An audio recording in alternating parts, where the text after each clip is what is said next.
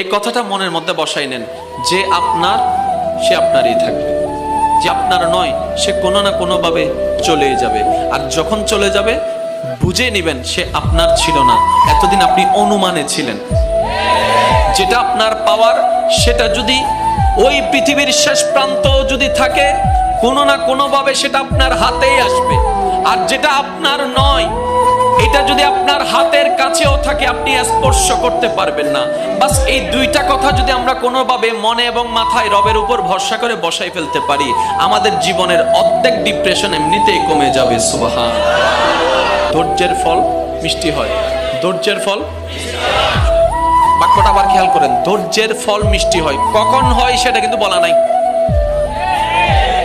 কখন হয় কি বারে হয় সেটা কিন্তু বলা নাই।